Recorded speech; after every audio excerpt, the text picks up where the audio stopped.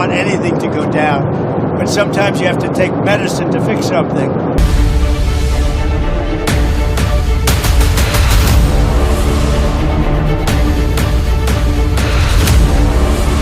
अमेरिकी राष्ट्रपति Donald Trump ने टैरिफ को दवा बताते हुए कहा कि कभी कभी कड़वी दवा जरूरी होती है। उन्होंने कहा कि विदेशी सरकारों को शुल्क हटवाने के लिए भारी कीमत चुकानी होगी। अमेरिकी राष्ट्रपति से टैरिफ की वजह से दुनिया भर की अर्थव्यवस्था में आई अस्थिरता और शेयर मार्केट की गिरावट को लेकर सवाल पूछा गया। उन्होंने कहा कि टैरिफ जो है एक तरह की दवा है और कई बार कड़वे घूंट पीने पड़ते हैं। ट्रंप की टैरिफ नीति से वैश्विक अर्थव्यवस्था पर मंदी का खतरा मंडराने लगा है। चारों तरफ ट्रंप की नीतियों का आलोचना हो रही है और इसी बीच ट्रंप के प्रशासन ने दावा किया है कि टैरिफ लगाने के बाद 50 से अधिक देश अमेरिका से व्यापार वार्ता करना चाहते हैं और ये सभी देश जो है व्हाइट हाउस के संपर्क में हैं। इजराइल के प्रधानमंत्री बेंजामिन नेतन्याहू ने अमेरिका से बातचीत करने में जुटे हैं। उन्होंने कहा कि सोमवार को ट्रंप के साथ होने वाली बैठक के दौरान इजरायली वस्तुओं पर लगे 17% टैरिफ से राहत की मांग करेंगे। वहीं भारत भी अमेरिका से बातचीत करने में जुटा हुआ है। दोनों देशों के बीच का रास्ता अपनाना चाहते हैं। रिपोर्ट्स की माने तो एक भारतीय अधिकारी ने बताया कि देश जो है 26% टैरिफ के खिलाफ जवाबी कार्रवाई करने की योजना नहीं बना रहा। अमेरिका के साथ समझौते पर बातचीत चल रही है। तो वहीं इटली की प्रधानमंत्री जॉर्जिया मेलोनी ने भी रविवार को उन व्यवसायों को बचाने का वचन दिया जिन्हें यूरोपीय संघ के सामानों पर 20% टैरिफ का सामना करना पड़ रहा है। ताइवान के राष्ट्रपति लाई चिंग-ते ने रविवार को ट्रंप से बातचीत की, शून्य टैरिफ को आधार बनाने के पक्ष में है। लाई ने आश्वासन दिया है कि सभी बाधाओं को खत्म किया जाएगा। ताइवान की कंपनियां अमेरिका में अपना निवेश बढ़ाएंगी। राष्ट्रपति ट्रंप की नई टैरिफ नीति को लेकर अब व्हाइट हाउस के अंदर ही मतभेद नजर आ रहे हैं। ट्रंप के पुराने सलाहकार पीटर नवारो और टेस्ला के सीईओ एलन मस्क के बीच में खुलकर टकराव हो गया है। नवारो ने एलन मस्क पर आरोप लगाया कि वो अमेरिका के बड़े व्यापारिक साझेदारों पर टैरिफ लगाने का विरोध सिर्फ अपने फायदे के लिए कर रहे हैं। एलन मस्क ने नवारो की शिक्षा और उनके आर्थिक ज्ञान पर सवाल खड़े किए। इससे साफ है कि ट्रंप प्रशासन के अंदर ही इस मुद्दे पर गहरी खींचातान चल रही है। पहले आपको ये बताते हैं कि पीटर नवारो ने क्या आरोप लगाए हैं। जब एलन मस्क ऊर्जा विभाग यानी कि DOE से जुड़े काम करते हैं तो वे अच्छा काम करते हैं, लेकिन हमें पता है कि असल में क्या हो रहा है। एलन कार बेचते हैं और वे सिर्फ अपने फायदे की बात करते हैं। नवारो ने बताया कि मस्क की कंपनी टेस्ला को टैरिफ से सीधा नुकसान हो सकता है क्योंकि टेस्ला चीन, मैक्सिको, जापान, ताइवान और कई देशों से बड़ी मात्रा में ऑटोमोबाइल पार्ट्स मंगवाती है। नवारो का कहना है कि मस्क जो है टैरिफ का विरोध इसलिए कर रहे हैं ताकि उनकी कंपनी मुनाफा बनाई रहे। एलन मस्क ने नवारो के लगाए गए आरोपों को पूरी तरीके से गलत बताया है। सोशल मीडिया प्लेटफॉर्म पर कड़ी प्रतिक्रिया दी है। मस्क ने न सिर्फ नवारो की बातों का विरोध किया है बल्कि उनके पढ़ाई और काम का अनुभव भी सवालों के घेरे में ला खड़ा कर दिया। मस्क ने अपने एक पोस्ट में लिखा,